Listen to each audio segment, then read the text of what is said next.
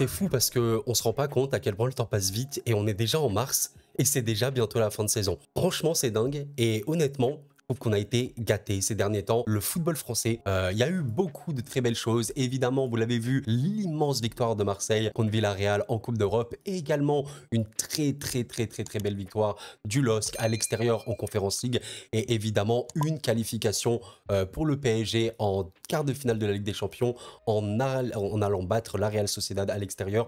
Assez dingue. On a des clubs français qui gagnent. Les 3 clubs français encore en lice ont gagné leur match. C'est fou. Et en plus de ça, j'ai vraiment envie d'évoquer, et après on passe directement au pronostic, la dernière journée de Ligue 1, les amis, qui a été choquante, vraiment. Il y avait vraiment des matchs, les amis, qui m'ont choqué, notamment ce Rennes-Lorient. Si vous vous souvenez de mes pronostics pour ce match-là, je voyais Rennes gagner très largement. J'ai été complètement trompé. On en reparlera lors des pronostics du match de Rennes et du match de Lorient juste après. Mais voilà, une très grosse claque de Clermont pour Clermont à l'extérieur. Le Marseille, voilà, qui éteint Clermont. Et voilà, d'autres matchs assez dingues comme Lens, voilà, qui arrive à battre quand même un Lyon qui allait beaucoup mieux à l'extérieur, 3-0. C'est fou les amis. En tout cas, installez-vous bien. Et on est parti pour les pronostics Ligue 1. Alors franchement, j'aime énormément ce match entre l'OGC Nice et le MHSC. Pour une raison très simple, c'est que les deux équipes ont un match extrêmement important à jouer contre eux-mêmes. Mais pour des raisons très différentes. En fait, Nice est quand même assez haut, 5e, et oui, ils sont quand même pas mal chutés. Pourquoi pour Nice c'est très important? Bon ben, pour une raison très simple, les amis, regardez les derniers matchs de Nice, défaite, nul, défaite, défaite, et nul contre Brest. La dernière victoire, c'était contre Metz en Ligue 1. Et juste avant cette victoire contre Metz en Ligue 1, tu avais une défaite 2-0 contre Rennes. Et avant ça, tu avais une autre victoire contre Lens et une autre défaite contre Le Havre. Donc, c'est vraiment des résultats très compliqués depuis cette défaite contre Nantes 1-0. Et malheureusement, c'est une série totalement sombre pour Nice. Et pour le Montpellier Hérault, bah, c'est un peu la même chose. C'est extrêmement important. Sauf que Montpellier, les amis, c'est le barragiste. Et ça, c'est très choquant. Je m'attendais absolument pas à voir Montpellier barragiste. Là, au début de saison, sincèrement, je vais pas faire le mec, je m'attendais pas du tout à ça, mais aujourd'hui, tu as un club qui souffre énormément, tu arrives à choper un match nul vraiment, je vais pas dire inespéré, parce que quand même, tu t'es généré beaucoup d'occasions, mais encore une fois, à domicile, tu as été grandement mis en difficulté par une équipe strasbourgeoise qui, on sait, ne va pas trop bien. L'OM t'a complètement fait beaucoup de dégâts et honnêtement ça va être un match je trouve quand même très compliqué pour Montpellier. À un moment il y a une vérité, certes Nice les amis est quand même une équipe qui a beaucoup perdu ces derniers temps, mais ça joue l'Europe cette année, c'est 5e, ça a énormément d'arguments, et Montpellier si c'est aussi bas c'est qu'il y a des raisons. Et Nice globalement est une meilleure équipe, même lors des défaites. Bon bah cette défaite là contre Toulouse, je suis d'accord, c'est pas la folie furieuse, il y a quand même une création qui existe et il y a pas mal, on voit pas mal de ça sur Nice. Voilà, ce match-là contre Clermont, c'est un peu une anomalie qu'ils ne gagnent pas. Il faut pas se mentir. Ce match-là contre Lyon, il se génère énormément d'occasions également. Donc Nice va quand même bien. Certes, Montpellier pour faire des matchs où ils ont toujours leur assise, je trouve offensive qui est bonne. Hein, voilà, vous connaissez El Tamari, Sabanier, Nordin et Adams. C'est vraiment une attaque qui on sait peut fonctionner, mais une équipe extrêmement inconstante. Défensivement, c'est compliqué. Je crois que c'est une des pires défenses de Ligue 1. Ouais, voilà, 33 buts encaissés, c'est très compliqué. Et même si Nice n'a pas forcément la meilleure attaque, il se génère beaucoup d'occasions. Et si ça plante un petit peu contre ce Montpellier-là, je pense que ça peut être très compliqué. C'est pour ça que je dirais quand même un léger avantage à Nice. Voilà, j'ai pas besoin de vous répéter, les amis, comme d'habitude, ce sont simplement des pronostics. Et absolument tout peut arriver. Donc, c'est comme ça, c'est le jeu. Moi, je prends ça vraiment comme un jeu vraiment pas sérieux. Le but, c'est de parler de ces équipes-là. Voilà pourquoi je fais ces vidéos, pour parler de ces équipes. Et je vais mettre quand même un avantage à Nice qui joue en plus à domicile. Un vendredi soir, ça va, il peut y avoir du monde. On sait que c'est encore les vacances à Nice, il me semble. Et voilà, Nice, je pense vainqueur à 60% peut-être contre un voilà, Montpellier qui est extrêmement malade et qui continuerait donc un peu sa chute vraiment dans les tréfonds de la Ligue 1. Je me demande limite si on n'est pas sur du 65-35 pour Nice. On verra bien. Je pense que le match nul est quand même probable, mais je vais quand même balancer un petit Nice sur ce match-là. Match super intéressant, vraiment qu'on n'attendait pas forcément, vu les dynamiques un petit peu actuelles des clubs, mais il y a quand même une vérité. Lorient, alors ok, ça a réalisé un truc de fou, c'est quand même 25 points, attention. Mais oui, Lorient, c'est vraiment une histoire de dingue. Hein. Les amis, Lorient, ben, c'est en vrai un des tournants les plus fous de cette saison. Je vous rappelle que quand on voyait Lorient perdre encore 3-0 contre Lille, moi j'étais en mode c'est terminé, enfin 4-0 contre Brest, 3-0 contre Lille, ami Lorientais, je suis désolé, je voyais votre club mais sombrer d'une manière, et je disais vraiment dans chacune de mes vidéos, vous pouvez les voir, Lorient, une qualité offensive de malade, Mais défensivement, c'est même pas que c'est la catastrophe, c'est un massacre absolu. Maintenant, il y a une vérité, la dynamique s'est complètement inversée avec cette victoire très précieuse contre Metz qu'ils ont pu consolider contre Reims, contre Strasbourg et également lors du derby avec, voilà, je pense, ben, un peu la recrue, peut-être du mercato, je sais pas, mais Bamba, voilà les amis, Bamba, très très très jeune, l'Ivoirien, exceptionnel avec Lorient, exceptionnel. Et pourtant, les amis, ben, Lorient n'avait pas de problème offensif, encore une fois, c'est une équipe qui se générait beaucoup d'occasions, qui marquait beaucoup. Et quand on voit ça, bon ben, regardez, 33 buts marqués pour Lorient, c'est beaucoup plus que la plupart des équipes de Ligue 1, même que Nice, pour vous dire, qui est 5e de Ligue 1, ou quasiment comme Brest, ou comme Lille. C'est juste pour vous dire à quel point Lorient n'a pas de problème là-dessus. Mais étrangement, alors je ne saurais pas vous dire pourquoi, ben, Lorient, ça va beaucoup mieux défensivement. Je ne saurais vraiment pas vous dire pourquoi, alors peut-être qu'il y a aussi une part de chance. Je pense quand même que c'est une équipe qui se prend quand même pas mal d'occasions, mais ça tient, ça tient. Et voilà, donc pour Lorient, on a à peu près dit ça. Maintenant, Lyon, c'est aussi une dynamique très bizarre parce que mine de rien, ils sont juste au-dessus à 28 points. Mais c'était une équipe qui allait extrêmement bien. Voilà, on se rappelle quand même que cette remontée folle avec les hommes de sage, énormément de victoires de suite. Vraiment, vraiment, vraiment beaucoup. Des victoires très, très, très, très importantes contre Marseille, contre Nice. Enfin bref, un hallucinant. Et bon, il y a quand même une très grosse douche froide. Cette douche froide contre Lens, elle était énervée. Je trouvais vraiment que défensivement, c'était quand même compliqué. Il y a eu un carton rouge en plus pour Maitland Niles à la fin. O'Brien, voilà, je l'ai pas trouvé très très enthousiasmant. Et bon, voilà, pourtant l'équipe, il y avait, ok, Lacazette qui n'était pas là, peut-être que ça joue, ok, peut-être. Mais globalement, c'est à peu près la même chose. Je saurais pas vous dire pourquoi. Peut-être que Lens était un peu trop fort. Je saurais pas vous dire. Tout a été un petit peu déjoué. Et pourtant, Lyon, je considère qu'il y a des matchs où ils ont été un peu moins bons. Exemple, ce match-là contre Nice qui gagne. Honnêtement, les amis, un seul tir cadré. Nice générait un nombre d'occasions hallucinant. Ça a un peu craqué. Est-ce que Lyon va replonger? Je sais pas. Et c'est pour ça que ce Lorient-Lyon, il est très intéressant. Parce que les deux équipes, je vais pas dire elles se sont sauvées, parce que le maintien, on sait que c'est très douloureux, très compliqué. Regardez, 23 points Montpellier, c'est seulement 5 de moins que Lyon. Attention. Donc ça va être très très crucial pour le maintien. Maintenant, la question, c'est qui va réussir à consolider un petit peu cet avantage qu'ils ont retrouvé. C'est dingue, vraiment, j'aurais jamais cru voir Lorient avoir une telle dynamique et Lyon aussi se rattraper comme ça. Ça fait que les deux équipes, en vrai, ça va vraiment. Mais Lorient sur la dynamique récente, surtout avec le derby qui gagne, ça va encore mieux. C'est compliqué, et est-ce qu'on verrait pas une victoire lorientaise? Franchement, je n'ai jamais pronostiqué une victoire lorientaise sur cette chaîne, très honnêtement. Et je pense que c'est peut-être la première fois, mais pas parce que Lyon est moins bon, c'est juste parce que je considère que Lorient, son point fort premier, c'est l'offense. Avec Bamba et en plus Eli Kroupi Junior, ça se voit de plus en plus. Et on sait que le point faible quand même de Lyon, c'est pas du tout la qualité offensive, la création d'occasions, etc. Parce qu'ils ont également ce point fort-là. Par contre, défensivement, c'est beaucoup plus compliqué. Surtout au niveau de la profondeur, on sait que Lorient peut profiter de ça. Le gardien Lopez, on sait que c'est aujourd'hui un des gardiens qui sous-performe le plus en Ligue 1. C'est très compliqué. Et je pense que ça va être un match avec beaucoup, beaucoup de buts. Vraiment, je pense que c'est un match qui peut finir en 4-2, des trucs comme ça. Et pourquoi pas? Et pourquoi pas une victoire lorientaise? Je vais me mouiller. C'est la première fois que je pronostique Lorient sur cette chaîne. Je vais dire victoire de Lorient. Et concernant les pourcentages, on est sur un truc très très serré, je pense. 55-45. Mais je vais quand même mettre Lorient avantagé aussi parce qu'il joue à domicile. Et je pense que le moustoir sera très très chaud. Ouh là là, le football. Le football est heureux ce samedi à 21h. Le football va manger du poulet. Mais voyez le poulet là comme ça, bien caramélisé, bien goûteux, juteux. Et si vous êtes végétarien, vous voyez cette belle salade verte croquante, craquante. C'est exactement ça. D'ailleurs les amis, j'ai faim. N'hésitez pas à me dire qu'est-ce que vous mangez devant cette vidéo. Maintenant, dites-moi, amis de tout partout dans le monde, qu'est-ce que vous mangez? Moi, j'ai une bouteille d'eau. J'ai oublié de la prendre, laissez tomber. Mais voilà, ce match-là, entre Lens et Brest. Le football. Brest, actuellement vice-champion de France, ça me termine. Et Lens qui a vécu un moment d'une désillusion extrême. Cette défaite contre Monaco, très très douloureuse. Un match qu'ils auraient pu remporter. Mais Monaco, évidemment, eu sa part de chance, de réussite. Et une très très belle équipe, beaucoup d'occasions générées. Et après ce match-là, j'étais en mode, bon ben, peut-être que c'est terminé. Lens pour la Ligue des Champions, est-ce que c'est vraiment terminé? Mais il y a eu un mais. Monaco n'a pas gagné son match et Nice n'a pas gagné son match. Ça fait que Lens, en gagnant son dernier match contre Lyon, exceptionnelle victoire à l'extérieur, eh ben, ils se sont remis bien. Ils se sont remis très très bien. Ça fait que Lens, 39 points maintenant. Bah regardez, c'est seulement 2 points de Lille. 2 points de Lille qui, je le rappelle, c'est les barrages de Ligue des Champions. C'est quand même exceptionnel. Et on peut même dire 3 points de Monaco seulement. avec ce match qu'ils ont fait contre le PSG. 3 points de Monaco, c'est extrêmement serré. Donc Lens existe toujours dans la course à la Ligue des Champions. On verra bien comment ça se passe. Mais, il y a un mais, les amis, et ce mais, c'est Brest. Brest, bon, j'ai pas besoin de le décrire plus longtemps, même s'il reste, je pense, sur limite un des pires matchs de leur saison, entre guillemets, parce que je trouve que c'était surtout un match contrôlé pour les Brestois, où voilà, il y a eu des occasions générées, mais ça s'est assez tranquillement contrôlé son match contre le Havre.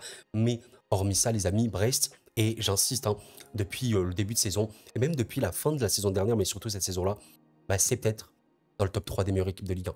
Voilà. En tout cas, en 2024, si on prend simplement 2024, c'est la meilleure équipe de Ligue 1. Je pense devant Rennes et peut-être derrière le PSG. Mais c'est pas loin du PSG. Elle est exceptionnelle. Voilà, cette équipe, moi j'en parle tout le temps quand je parle de ces vidéos-là. Elle est exceptionnelle. Voilà, la dernière défaite de Brest, bah, il faut remonter à ce match en Coupe de France. Mais en Ligue 1, il faut remonter, les amis. Mais attendez, mais il faut remonter jusqu'à où? Attends, mais ça me termine. Ah oui, c'est vrai. Il faut remonter sur le Lille, PSG et Monaco. C'est vrai qu'ils sont perdus 3 fois de suite. Vraiment des matchs en plus bizarres niveau arbitrage, je m'en souviens très bien.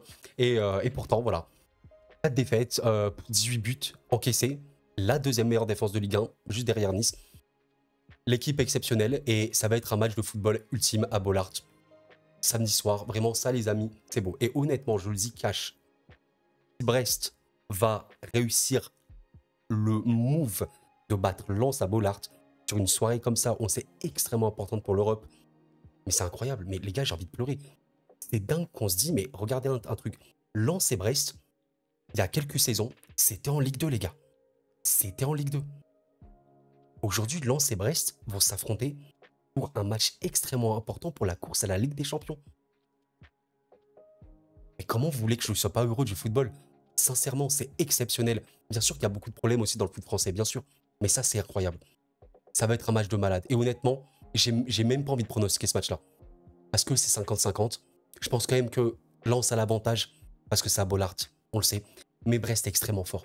Brest est extrêmement, extrêmement, extrêmement forte. Est-ce que Brest perdrait? On rappelle qu'ils sont invaincus depuis très longtemps, Brest. Est-ce que Brest perdrait son match maintenant? Je sais pas.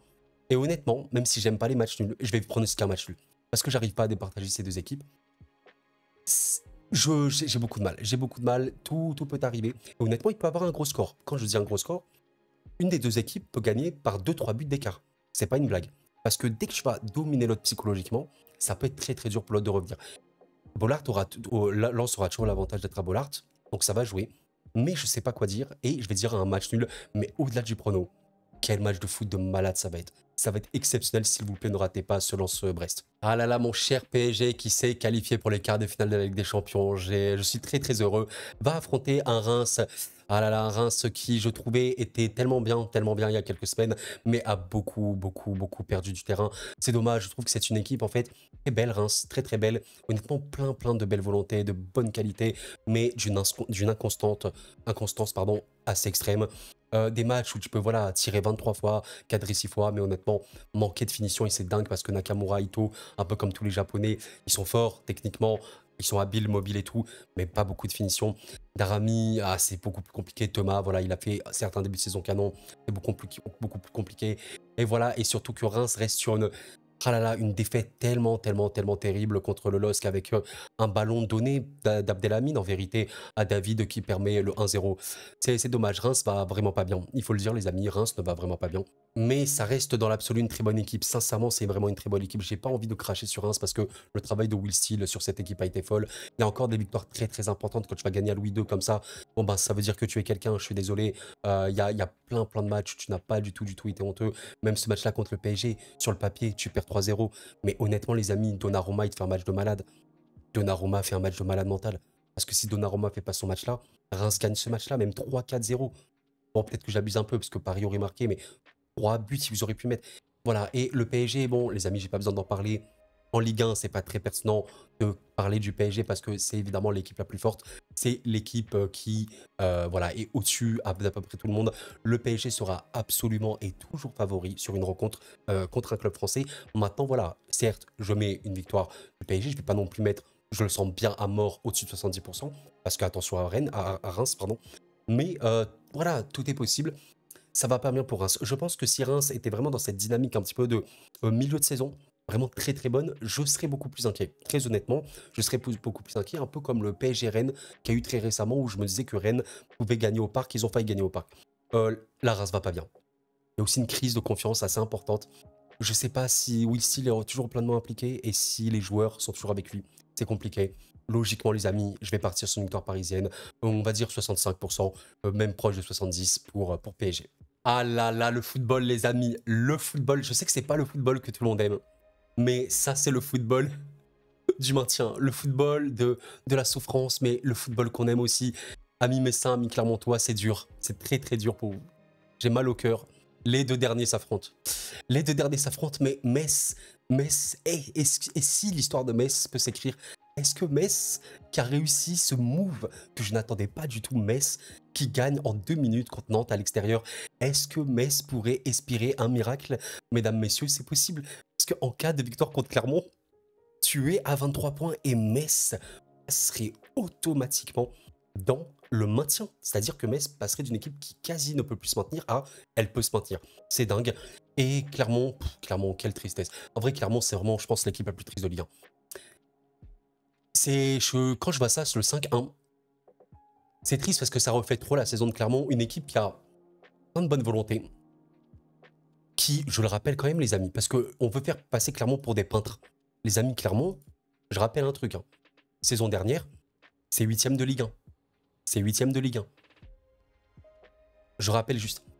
Entre-temps, il s'est passé des choses évidemment, mais c'est vraiment le symbole clairement d'une équipe qui a tellement pas de confiance en elle. Qui souffre énormément. Qui se prend 5 buts à la maison, mais qui juste avant peut te faire un vrai bon match à l'Alliance Riviera contre Nice. Vous vous rendez compte? Qui peut vraiment te faire un match très sérieux contre Brest, une des meilleures équipes de France. C'est dur, c'est très dur pour Clermont. Et ce match-là, les amis, contre Metz, ça va être dingue. Je trouve qu'aujourd'hui, Metz a une force mentale plus importante. Pas que Clermont ne veut pas se mentir, mais il y a une vérité. Metz, c'est peut-être l'équipe la plus particulière sur ce cas-là. Metz peut te chercher des victoires absolument insoupçonnées. Absolument. Quand Metz va gagner contre Nantes, c'est absolument insoupçonné. Quand Metz, regardez après le nombre de défaites qu'ils ont eues, ils arrivent à te choper cette victoire-là, ça prouve quand même qu'il y a quelque chose. Surtout que ils font un match nul au Vélodrome. Alors certes, ils se font quand même balader, mais tu vois que cette qualité, elle existe. Ça va être très dur. C'est vraiment le match du maintien par excellence. Et je pense que, comment vous dire, les Messins savent qu'en cas de victoire, c'est 23 points. Et 23 points te remet dans la course au maintien. Clermont, en cas de victoire, c'est 20 points et ils sont toujours derniers. Vous comprenez ce que je veux dire? Donc, c'est très compliqué mentalement. Je pense que Metz a aussi l'avantage de Saint-Symphorien qui va être bouillant. Là, il faut le dire, parce que c'est vraiment le match du maintien. Je vais mettre une victoire de Metz. Est-ce que je vais oser? Parce que le match nul, honnêtement, est, je pense, le plus probable. Mais j'ai envie d'y croire. Et honnêtement, ça me fait tellement mal pour Clermont. Mais je pense que là, les amis, Clermont perd ce match-là. Clermont est en Ligue 2. Voilà. Alors, amis Clermontois, si vous m'écoutez, je vous souhaite de gagner. Pourquoi pas pour le suspense, ce serait incroyable. Mais je pense qu'il y a quand même plus d'arguments en faveur de Metz aujourd'hui. Il y a aussi un peu ce Mikotadze qui a marqué dans le dernier match. Peut-être qu'il va porter son équipe offensivement. On verra bien, mais c'est dur. Et je vais dire 55-45 pour Metz. Strasbourg-Monaco, un dimanche à 15 h. Aïe, ça va être un match vraiment compliqué. Je pense vraiment parce que l'horaire, je sais qu'il n'est pas forcément idéal. Et on verra bien. Bon, je pense quand même que la méno sera remplie. Bon, en tout cas, concernant Strasbourg, le club a arrêté l'hémorragie grâce à ce match nul. On va dire, voilà, dommage, hein, ils auraient pu gagner ce match-là, mais ils ont fait un match nul. C'était certes compliqué, hein, il faut pas se mentir, mais ils ont arrêté l'hémorragie, parce que je rappelle, juste avant, il y avait quand même élimination, défaite, élimination et défaite. Voilà, c'était quand même ça, les derniers matchs de Strasbourg. Donc tu arrêtes l'hémorragie, mais tu vas recevoir Monaco. Ok, bon, équipe voilà, qui, on l'a vu, hein, évidemment très forte, a pu quand même balader le PSG pendant pas mal de temps. Voilà, exceptionnelle équipe de contre, on le sait très bien, beaucoup de flèches, beaucoup de joueurs techniques et talentueux, etc. Bien sûr, les amis, que Monaco, le 11 titulaire, l'effectif en tant que tel est supérieur à Strasbourg. Maintenant, est-ce que ça suffit pour gagner? Ben, c'est très compliqué à dire. Je considère que Monaco, c'est pas loin d'être l'équipe la plus, comment vous dire, inconstante de Ligue 1. L'équipe la plus inconstante. C'est très dommage parce qu'il y a beaucoup de matchs en dents de scie où tu peux vraiment faire de très belles victoires et après perdre de manière un peu dommage. Voilà, bon, tu fais ce match nul contre le PSG. très très bon honnêtement. Tu bats vraiment Lens d'une très très bonne manière. Tu arrives quand même à te sauver miraculeusement contre Nice. Mais voilà, avant, tu fais des matchs nuls décevants contre Marseille, contre Le Havre. Et tu te fais quand même défoncer 3-1. Ça fait que mal quand même à domicile, même contre Lyon. Voilà, c'est inconstant. Mais je vois quand même les Monégas supérieurs. Voilà, amis strasbourgeois, j'ai rien contre vous. Mais le maintien, voilà, c'est se joue. Après, le match nul, est-ce qu'il est possible? Oui, oui, il est possible. Surtout, voilà, un dimanche à 15 h, on sait qu'il peut y avoir beaucoup, beaucoup de matchs nuls à cet horaire. Et Monaco, on sait que voilà, c'est beaucoup d'inconstance. Donc, est-ce qu'ils vont capitaliser sur la très belle victoire à Lens et le très bon match nul contre le PSG, ou est-ce qu'ils vont un peu bon, bah, aller redescendre et c'est vraiment dommage. Dans l'absolu, les amis, j'ai pas envie de forcément de dire match nul parce que le dimanche à 15 h, oui, il y en a beaucoup, mais j'aimerais me mouiller et mettre une victoire. Et honnêtement, je verrai quand même une victoire monégasque. Attention, attention, c'est pas simple de jouer à la méno, même si ça va moins bien pour Strasbourg. Une victoire monégasque aussi, parce que le classement Ligue 1, si on regarde un petit peu le classement domicile, bon, Monaco c'est 7e, il y a pire, il y a mieux, mais par contre, si on regarde le classement extérieur, il me semble que c'est mieux. Oui, voilà, complètement. C'est deuxième, hein, voilà, deuxième même devant Brest, 22 points à l'extérieur. Bon, ben, c'est la deuxième meilleure équipe de Ligue 1 sur ce registre-là. Ça indique quand même quelque chose. Et je mettrai victoire monégasque, allez, on va dire 60%. 60%, je pense pas trop plus, voilà, contre Strasbourg, et on verra bien. On sait que aussi Monaco aura cœur à jouer la Ligue des Champions, et c'est totalement possible si tu bats Strasbourg maintenant. Bonne chance à Strasbourg, ça va être chaud, mais voilà, il y a des cartes à jouer. Il faut que maintenant l'équipe profite du match complet pour se remettre de l'avant. On rigole, mais je trouve qu'entre Le Havre et Toulouse, par rapport à il y a quelques semaines, la situation s'est complètement inversée. On a eu un moment où Le Havre était 10e, 11e, et Strasbourg plutôt 16e, 15e, et pourtant aujourd'hui, la situation s'est totalement inversée. Toulouse est 10e de Ligue 1 et Le Havre est au bord du barrage. 15e, c'est très très très chaud pour Le Havre, c'est très très dommage aussi. Mais voilà, j'ai envie de commencer par Toulouse parce que je le dis depuis, voilà, vraiment sur ces vidéos-là, je trouve que Strasbourg, c'est une équipe qui mérite beaucoup plus. Pas forcément que les autres ne méritent pas, mais la productivité que Toulouse montre, l'énergie que Toulouse montre, c'est pas une équipe qui joue le maintien. Je suis désolé, mais sincèrement, même quand Strasbourg, quand Toulouse était bas, pour moi, Toulouse ne joue pas le maintien. Ce n'est pas normal. Et ça s'est vu. Maintenant, ça s'est totalement vu. Tu es éliminé contre Benfica, c'est dommage, mais tu n'as pas du tout été honteux. Une excellente victoire à Monaco. Tu terrasses Lille et tu tapes l'OGC Nice d'une très très très belle manière. Et je sentais quand même cette victoire la semaine dernière pour Toulouse qui, voilà, montre que c'est pas une équipe qui joue le maintien. Je suis désolé, mais cette année, Toulouse a trop d'arguments, trop de qualité. Voilà, on sait que Dalinga, bon, en vrai, je pense que c'est quand même un des joueurs phares, si c'était le joueur phare de cette attaque toulousaine. Et voilà, vraiment, quelle belle équipe, énormément d'énergie. Et voilà, il faut pas se mentir, le stadium, ça joue évidemment énormément. Ils sont très très forts à domicile.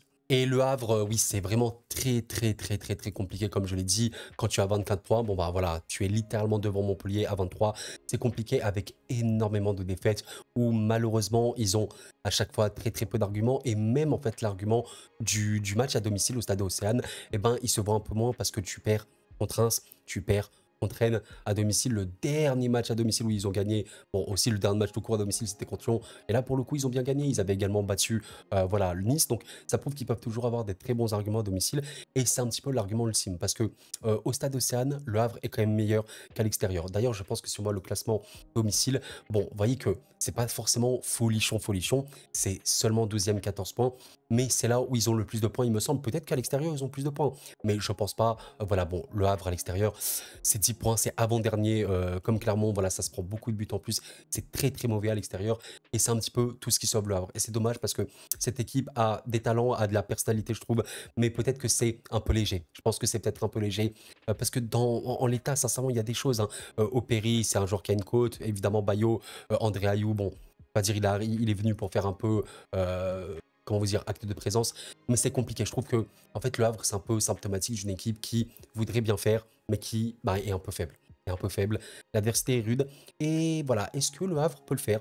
Bon, à domicile, ça va quand même mieux. Et je me dis que là, pour le coup, c'est vraiment le match qui sort le match nul.